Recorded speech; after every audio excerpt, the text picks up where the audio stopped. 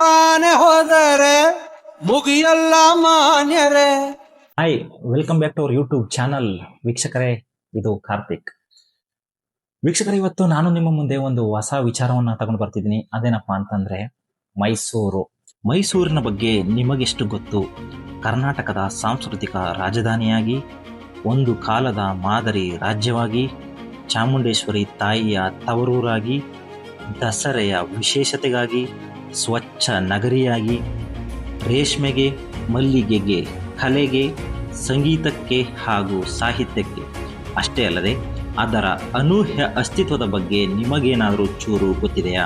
ಮೈಸೂರು ಅಂದ ತಕ್ಷಣ ನಿಮಗೆ ನೆನಪಾಗೋದೇ ದಸರಾ. ಅಷ್ಟೇ ಅಲ್ಲದೆ ಮೈಸೂರು ಒಂದು ಸಾಂಸ್ಕೃತಿಕ ನಗರಿ, ನಿಮ್ಮೆಲ್ಲರಿಗೂ ಗೊತ್ತೇ ಇದೆ.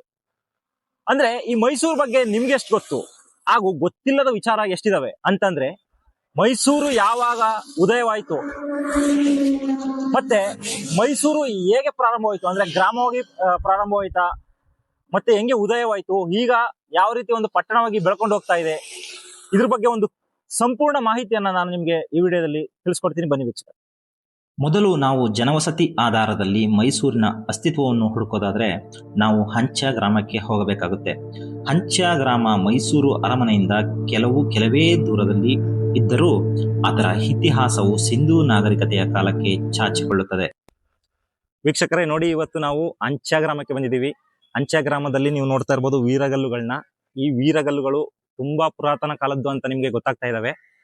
ಅಷ್ಟೇ ಅಲ್ಲದೆ ಈ ವೀರಗಲ್ಲುಗಳು ಏನ್ ಪುರಾತನ ಕಾಲದ್ದು ಇದಾವೆ, ಅದಕ್ಕಿಂತ ಇಂದಿನ ಪುರಾತನ ಕಾಲವಾದಂತಹ ಸಿಂಧೂ ನಾಗರಿಕತೆಯ ಜೊತೆ ಈ ಹಂಚ ಊರು ಯಾವ ರೀತಿ ಸಂಬಂಧವನ್ನು ಹೊಂದಿತ್ತು ಅಂತ ಹೇಳಿದ್ರೆ ನೀವು ನಂಬ್ತೀರಾ? ಖಂಡಿತ ನಂಬಲೇಬೇಕು. ಅದಕ್ಕೆ ತಕ್ಕಂತೆ ಕುರುಹುಗಳು ಏನೇನಿದಾವೆ ಅದನ್ನ ನಾವು ತೋರಿಸ್ತೀವಿ. ಹಾಗೂ ಈ ಊರಿನ ಗ್ರಾಮಸ್ಥರು ಅದ್ರ ಬಗ್ಗೆ ಏನೇನು ಹೇಳ್ತಾರೆ ಅನ್ನೋಂಥದ್ನ ಗ್ರಾಮಸ್ಥರ ಹತ್ರ ಕೇಳೋಣ. ವೀಕ್ಷಕರೇ, ನಾವು ಇವತ್ತು ಹಂಚ ಗ್ರಾಮದಲ್ಲಿದ್ದೀವಿ. ಹಾಗೆ ಗ್ರಾಮಸ್ಥರನ್ನ ಮಾತಾಡ್ಸೋಂತ ಸಮಯ.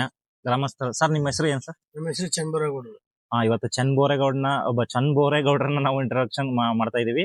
ಅವ್ರು ಹೇಳ್ತಾರೆ ಈಗ ಊರಿನ ಇತಿಹಾಸದ ಬಗ್ಗೆ ಹೇಳ್ತಾರೆ. ಅಂದ್ರೆ ಸರ್, ಈ ಊರಲ್ಲಿ 4,000-5,000 ವರ್ಷಗಳ ಇತಿಹಾಸ ಇದೆ ಅಂತ ಹೇಳ್ತಾ ಇದಾರೆ. ಅಂದ್ರೆ ಇವೆಲ್ಲ ದೇವಸ್ಥಾನಗಳು ಹಳೇದಿದ್ವು ಅಂತ. ಹಳದಿದ್ದು ಅದ್ರ ಬಗ್ಗೆ ಹೆಂಗ್ ಹೇಳ್ತೀರಾ ಸರ್, ನೀವು ಹೇಳಿ ವಿಡಿಯೋದಲ್ಲಿ. ಅದು ಹಿಂದೆ ಹಳೆ ದೇವಸ್ಥಾನ ಇತ್ತು. ಓಕೆ, ಅದ ಒಡೆದಾಕ್ಬಿಟ್ಟು ಯಾವ್ದನ್ನ ಸರ್? ಲಕ್ಷ್ಮೀ ದೇವಿ ದೇವಸ್ಥಾನನ ಹೊಸದಾಗಿ ಕಟ್ಟಿದ್ರು. ಎಷ್ಟು ವರ್ಷದಲ್ಲಿತ್ತು ಸರ್ ಅದು ಹಳೇದು ಅಂದ್ರೆ? ಅದು ಹಿಂದಿನ ಕಾಲದಿಂದ ಇತ್ತು. ಓಕೆ, ಅಂದ್ರೆ 2,000-3,000 ವರ್ಷದಿಂದ? ಭಾರಿ ವರ್ಷದಿಂದ ನಮ್ಗೆಲ್ಲ ಗೊತ್ತೇ ಇರ್ಲಿಲ್ಲ ಅದು. ನಿಮ್ ತಾತ ತಂದೆ ಅವ್ರ ಕಾಲದಲ್ಲಿ ಹೇಳ್ತಾರೆ. ಅವ್ರಿಗೂ ಗೊತ್ತಿಲ್ಲ. ಅದಕ್ಕಿಂತ ಮುಂಚೆ ಅದಕ್ಕಿಂತ ತುಂಬಾ ಪುರಾತನ ಕಾಲ. ಅದನ್ನ ಹೊಡೆದಾಕ್ಬಿಟ್ಟು ಇವಾಗ ಹೊಸದಾಗಿ ದೊಡ್ಡದಾಗಿ ಆರ್ಟಿಫಿಷಿಯಲ್ ಆಗಿ ಮಾಡವ್ರೆ. ಮತ್ತೆ ಅದಾದ್ಮೇಲೆ ಇನ್ಯಾವ್ದು? ಅದಾದ್ಮೇಲೆ ಹನುಮಂತನ ದೇವಸ್ಥಾನ ಮಾಡಿದ್ರು. ಅದು ಕೂಡ ಹಳೇದ ತುಂಬಾ? ಅದು ತುಂಬಾ ಹಳದೆ, ನಮ್ಗೆ ಗೊತ್ತೇ ಇಲ್ಲ ಯಾರಿಗೂ. ಅದು ಯಾವಾಗ ಕಟ್ಟಿದ್ದಾರೆ ಹೊಡೆದಾಕ್ಬಿಟ್ಟು? ಅದು ಈಗ ವರ್ಷದಲ್ಲಿ, ಒಂದು ವರ್ಷದಲ್ಲಿ. ಒಂದು ವರ್ಷ. ಓಕೆ, ಇದು ರಾಮ ಮಂದಿರ ಸರ್? ರಾಮ ಮಂದಿರ ಇದು 4-5 ವರ್ಷ ಆಗದೆ. ಏನು ಇದು ತುಂಬಾ ಹಳೇದಾ? ಇದು ತುಂಬಾ ಹಳದೆ. ಅಲ್ಲೇ ನೋಡಿ ಹಾಕಿ ಇಸ್ಬಿ ಅಲ್ಲಿ ಹಾಕಿದೆ ನೋಡಿ, ಅಲ್ಲಿ 2002 2016-2009 ಅಂದ್ರೆ ಈಗ ಒಂದು 16 ವರ್ಷ ಆಯ್ತು. 16-17 ವರ್ಷ ಆಗಿದೆ. ಓಕೆ ಸರ್, ಇದು ಕಲ್ಲುಗಳು ಯಾವ್ದೋ ಹೇಳ್ತಾ ಇದ್ರಿ. ಇದು ಇಲ್ಲಿ ಒಂದು ಕಲ್ಲಿತ್ತು. ಈ ಕಲ್ಲು ಗುದ್ಬಿಟ್ಟು ಮುರಿದೋಯ್ತು. ಮುಕ್ಕಾಗಿ ಅದ ಕಿತ್ತ ಹಾಕ್ಬಿಟ್ಟು ಈಗ ಹೊಸದಾಗಿ ವಿಗ್ರಹ ಮಾಡದೆ. ಓಕೆ, ಅದು ಮಾರಿಗುಡಿ ಕಲ್ಲು? ಮಾರಿಗುಡಿ ಹಿಂದೆ ಹಳದಿತ್ತು. ಓಕೆ, ಚೌಡಿ. ಆ ಚೌಡಿನ ಒಡೆದಾಕ್ಬಿಟ್ಟು ಕಟ್ಟಕ್ಕಂತ ಅಷ್ಟಕ್ಕೆ ನಿಂತದೆ ಅದು ಕಟ್ಟಿ. ವೀಕ್ಷಕರೇ, ಈಗ ಈ ಊರಿನ ಗ್ರಾಮಸ್ಥರಾದಂತ ಮತ್ತೊಬ್ಬರು, ಅವ್ರನ್ನ ಮಾತಾಡ್ಸೋಣ. ಸರ್, ನಿಮ್ಮ ಹೆಸರು? ಮಾದೇವಪ್ಪ ಅವರು ಈಗ ಹೇಳ್ತಾರೆ ಹಂಚ ಗ್ರಾಮದ ಒಂದು ಇತಿಹಾಸವನ್ನ ಒಂದು ಸಂಕ್ಷಿಪ್ತವಾಗಿ ಹೇಳ್ತಾರೆ. ಸರ್ ಹೇಳಿ ಸರ್, ಈ ಊರಿನ ಒಂದು ಇತಿಹಾಸ ಯಾವ ತರ ಇತ್ತು? ಇತಿಹಾಸ ಅಂದ್ರೆ ಮೊದ್ಲೆಲ್ಲ ಹಳೆ ದೇವಾಲಯಗಳಿದ್ದು. ಸೋಮೇಶ್ವರ ಟೆಂಪಲ್ ಮಾಡಿದ್ರು. ಅದೇನೋ ಗ್ರಾಮದಲ್ಲ ಸಿಲುಪಾಡ್ ಮಾಡಿದ್ರು. ಅದನ್ನ ಆಂಜನೇಯ ಟೆಂಪಲ್ ಮಾಡಿದ್ರು, ಅವರ ಸ್ವಂತ ಮಾಡಿದ್ರು ನಂದೀಶನವರು. ಅದಕ್ಕೆ ಮುಂಚೆ ಅವೆಲ್ಲ ಹಳೆ ದೇವಸ್ಥಾನಗಳಿದ್ದು. ಹೊಡೆದಾಕ್ಬಿಟ್ಟು ಹೊಸದಾಗಿ ಮಾಡಿದ್ರು. ಅದು ಆಂಜನೇಯ ಟೆಂಪಲ್ ಮತ್ತೆ ಇದು ಲಕ್ಷ್ಮೀ ದೇವಿ ಟೆಂಪಲ್ ಎಲ್ಲ ಹಳೇದಾಗ್ಬಿಟ್ಟಿತ್ತು. ಪೂರ್ತಿ ಅವರೇ ಸ್ವಂತ ನಂದೀಶನವರೇ ಪೂರ್ತಿ ಬಂಡವಾಳ ಹಾಕೊಂಡು. ನಂದೀಶನವರು ಯಾರು ಸರ್? ನಂದೀಶನವರು ಸುತ್ತೂರು ಕಾಲೇಜ್ ಇದಾರೆ, ಪ್ರೊಫೆಸರ್ ಸುತ್ತೂರು ಕಾಲೇಜ್ ವಿಜಯಣ್ಣ ಜೊತೆ ಇದಾರೆ ಅವರು. ಅದನ್ನೆಲ್ಲ ಮಾಡಿದ್ರು, ಪೂರ್ತಿ ಕಡಿಸ್ತಿದೆಲ್ಲ. ಓಕೆ, ಸುತ್ತ ಎಲ್ಲ ಕಾಂಕ್ರೀಟ್ ಮೋರಿಗಳು. ಆಮೇಲೆ ಸರ್, ಈ ತುಂಬಾ ಹಳೆ ವರ್ಷದ ಕಲ್ಲುಗಳಿದ್ವಂತ ಸರ್, ಅವೆಲ್ಲ ಒಳಗೆ ಹೋಗ್ಬಿಟ್ಟು. ಎಲ್ಲಿ ಸರ್? ಯಾವ? ನರಸೀಪುರದೊಳಗೆ ಒಂದ್ ಸ್ವಲ್ಪ ಬಿಟ್ಟು, ಮಾದೇಪುರದೊಳಗೆ ಒಂದ್ ಸ್ವಲ್ಪ ಬಿಟ್ಟು, ಗೊತ್ತಿಲ್ಲದಂತೆ ತಗೊಂಡ್ ಹೋಗ್ಬಿಟ್ಟು. ಏನಕ್ಕೆ ಸರ್ ಅದು? ಅದೇನೋ ಗೊಂಬೆ ಕಲ್ಲು ಏನೇನೋ ಇದ್ದಾವೆ. ತುಂಬಾ ಹಳೆ ವರ್ಷದ್ದು. ಹಳೆ ವರ್ಷದ 4,000-5,000 ವರ್ಷ ಅಂತ ಹೇಳ್ತಾರೆ. ಹಳೇದ 100 ವರ್ಷ ವರ್ಷದ್ದು 4,000 ವರ್ಷಲ್ಲ 100-200 ವರ್ಷದ್ದು ಅದು ನಿಮ್ಗೆ 4,000-5,000 ವರ್ಷದ ಇತಿಹಾಸ ಏನ್ ಗೊತ್ತಿಲ್ಲ ಗೊತ್ತಿಲ್ಲ ಸರ್ ಅವೆಲ್ಲ ಗೊತ್ತಿಲ್ಲ. ಹಂಚ್ಯ ಗ್ರಾಮಸ್ಥರಿಗೂ ತಿಳಿಯದ ಆ ರಹಸ್ಯ ಏನಪ್ಪಾ ಅಂದ್ರೆ ಆದಿ ಮಾನವರು ಉಪಯೋಗಿಸುತ್ತಿದ್ದ ಅಪೂರ್ವ ಕಲ್ಲಿನ ಯಂತ್ರವೊಂದು ಸಿಕ್ಕಿದೆ.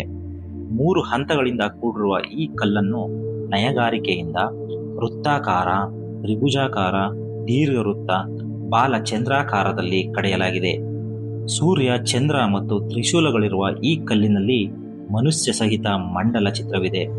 ಇದೇ ರೀತಿಯ ರೇಖಾಚಿತ್ರ ಹರಪ್ಪ ನಾಗರಿಕತೆಯಲ್ಲಿ ಕಂಡುಬರುತ್ತದೆ. ಒಟ್ಟಾರೆ ಆದಿಮಾನವರು ತಮ್ಮ ಸಂವಹನವನ್ನು ವಿಗ್ರಹ ಮತ್ತು ತಾಂತ್ರಿಕ ಬರವಣಿಗೆ ಮೂಲಕ ನಡೆಸುತ್ತಿದ್ದರೆಂದು ತಿಳಿದು ಬರುತ್ತದೆ. ವೀಕ್ಷಕರೇ, ಇದೀಗ ನಾವು ಸಿಂಧೂ ನಾಗರಿಕತೆ ಹಾಗೂ ಹಂಚ ಗ್ರಾಮಕ್ಕೆ ಸಂಬಂಧಿಸಿದಂತೆ ಎರಡೂ ಕೂಡ ಯಾವ ರೀತಿಯ ಸಮಕಾಲೀನವಾಗಿದ್ದವು ಎಂಬುದನ್ನ ತಿಳ್ಕೊಂಡಿದ್ದೀವಿ. ಈಗ ಅದಕ್ಕಿಂತ ಹಿಂದೆ ಬರೋದಾದ್ರೆ, ಅಂದ್ರೆ ಅದಕ್ಕಿಂತ ಪುರಾತನ ಕಾಲಕ್ಕೆ ಬರೋದಾದ್ರೆ ವೀಕ್ಷಕರೇ, ನಾವು ಈಗ ಪ್ರಸ್ತುತವಾಗಿ ವರಕೋಡು ಬೆಟ್ಟದಲ್ಲಿದ್ದೀವಿ ವೀಕ್ಷಕರೇ. ಈ ಒಂದು ವರಕೋಡು ಬೆಟ್ಟವು ವರಕೋಡು ಗ್ರಾಮದಿಂದ 2-3 ಕಿಲೋಮೀಟರ್ ದೂರದಲ್ಲಿದೆ. ಈ ಒಂದು ವರಕೋಡು ಬೆಟ್ಟದಲ್ಲಿ ಕಬ್ಬಿಣ ಯುಗ ಮತ್ತು ತಾಮ್ರ ಯುಗದ ಕುರುಹುಗಳು ಪತ್ತೆಸಲಾಗುತ್ತೆ. ಈ ಒಂದು ಕುರುಹುಗಳನ್ನ ನಮ್ಮ ಪೌರತತ್ವ ಇಲಾಖೆಯವರು ಈಗಾಗಲೇ ಉತ್ಖನನ ಮಾಡಿ ಸಂಗ್ರಹಣ ಮಾಡಿದ್ದಾರೆ ವೀಕ್ಷಕರೇ. ಇಷ್ಟೇ ಅಲ್ಲದೆ ಇನ್ನೊಂದು ಮುಖ್ಯ ವಿಚಾರ ನಮ್ಮ ಪೌರತತ್ವ ಇಲಾಖೆಯವರಿಗೆ ಗೊತ್ತಾಗುತ್ತೆ, ವಿಸ್ಮಯಕಾರಿ ವಿಚಾರ ಗೊತ್ತಾಗುತ್ತೆ. ಏನಪ್ಪಾ ಅಂತಂದ್ರೆ, ಇಲ್ಲಿಂದ 15 ಕಿಲೋಮೀಟರ್ ದೂರದಲ್ಲಿರುವಂತಹ ನರಸೀಪುರ ಪಟ್ಟಣದಲ್ಲಿ ಒಂದು ಕಡೆ ಎಮ್ಮೆಯ ಪಳೆಯುಳಿಕೆ ಹಾಗೂ ಮತ್ತೊಂದು ಕಡೆ ಮನುಷ್ಯನ ಪಳೆಯುಳಿಕೆ ಪತ್ತೆ ಹಚ್ಚಲಾಗುತ್ತದೆ.